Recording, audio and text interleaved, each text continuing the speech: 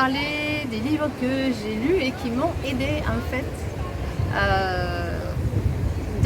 autant pour l'éducation que la scolarité, voilà, tout ce qui est pédagogie et tout ça, que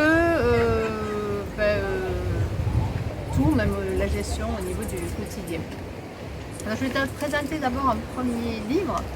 Donc, tu vas avoir toute une panoplie de livres, les 12 outils pour capter l'attention des enfants de Marie Poulalec, à l'usage des enseignants et des parents, parce que je trouve que les parents sont aussi des enseignants. On a tous le même but, c'est que nos enfants, ils apprennent, ils soient heureux surtout en apprenant, et ils s'éveillent dans de la bonne humeur et vraiment avec des méthodes bienveillantes.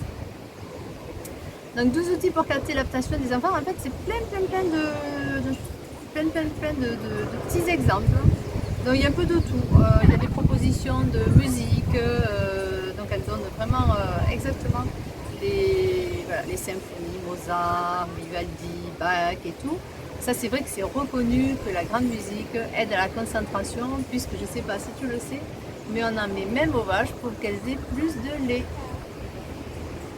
Après, ce que je trouve super bien fait, c'est qu'il y a des tableaux aussi pour mettre situation en mise en place, évaluation, argumentation. Donc après, ça permet ces petits tableaux de dire qu'est-ce qui a fonctionné dans cette méthode, qu'est-ce que je dois changer, dans quelles limites ça a bien fonctionné. Voilà.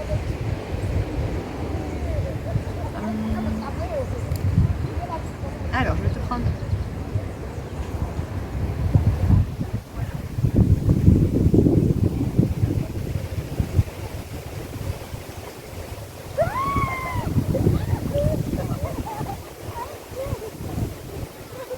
Alors à un moment donné, par exemple, moi je l'utilise assez souvent, c'est dans l'outil numéro 6 qui est la technique de la tomate.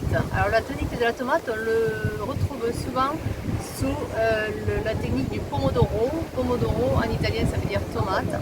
Et donc c'est un système où en fait tu programmes 25 minutes sur... donc en fait voilà, 5 minuteurs et les minuteurs avant ils étaient en forme de tomate et c'est pour ça que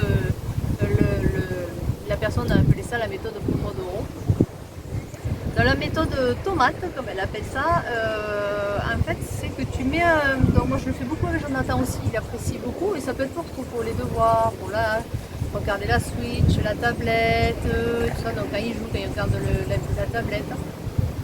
Et donc il remonte, je vois une photo aussi de en intégrant la photo du minuteur. Il remonte en fait son Pomodoro sur 25 minutes et au bout de 25 minutes, il doit faire un seul travail et se concentrer là-dessus uniquement.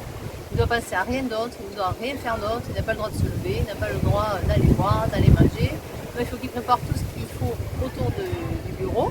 Et pendant 25 minutes, il va travailler sur son sujet de français, par exemple, de mathématiques, et il doit vraiment se concentrer. Après, il a 5 minutes de pause.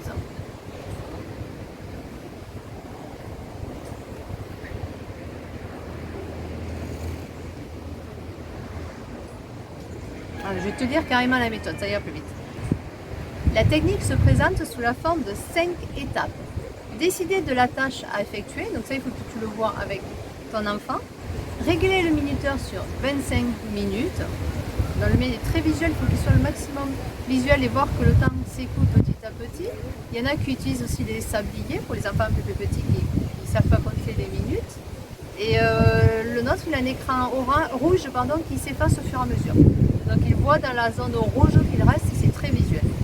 Travailler sur la tâche jusqu'à ce que le minuteur sonne, prendre une courte pause 5 minutes et toutes les 4 pomodori, donc toutes les 4 séances, il prend une pause un peu plus longue de 15 à 20 minutes.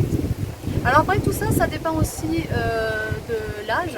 Pour Jonathan par exemple, je lui fais faire 2 fois 25 minutes, c'est 50 minutes, même presque trop, donc lui 25 minutes, il n'arrive pas à tenir, alors que moi je suis plus proche des 40 minutes, donc il faut essayer d'abord, voir combien de temps ton enfant tient au maximum, en sachant qu'il va tenir de plus en plus longtemps, mais après au bout d'un moment vous allez voir il n'est pas efficace, donc même toi si tu le fais, tu vas voir qu'il n'est pas efficace. Moi 40 minutes ça va, au bout de 40 minutes je le fatigue.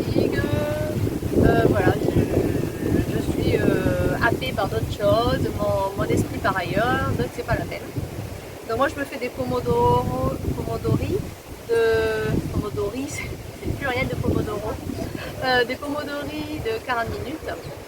J'en attends 20 minutes, lui pas plus de 20 minutes, je sais qu'au bout de 20 minutes ça va, mais au-delà il va saturer. Donc je vais faire voilà, 5 minutes de pause, c'est trop court aussi pour lui, donc c'est entre 10 et 15 minutes. Et après il reprend encore 20 minutes. Donc il fait 2 pomodori de 20 minutes avec une pause de un quart d'heure à peu près, où il fait là, ce qu'il veut. Par contre là pendant ce temps-là il dessine, il va jouer, voilà, il sort quand même des écrans et tout. Pas d'écran parce que c'est pas relaxant du tout. Mais vous allez voir que de suite il va être beaucoup plus efficace, autant pour les devoirs, pour les apprentissages de poésie et tout ça. C'est très efficace. Voilà. Donc dis-moi toi si tu as essayé et si ça a fonctionné.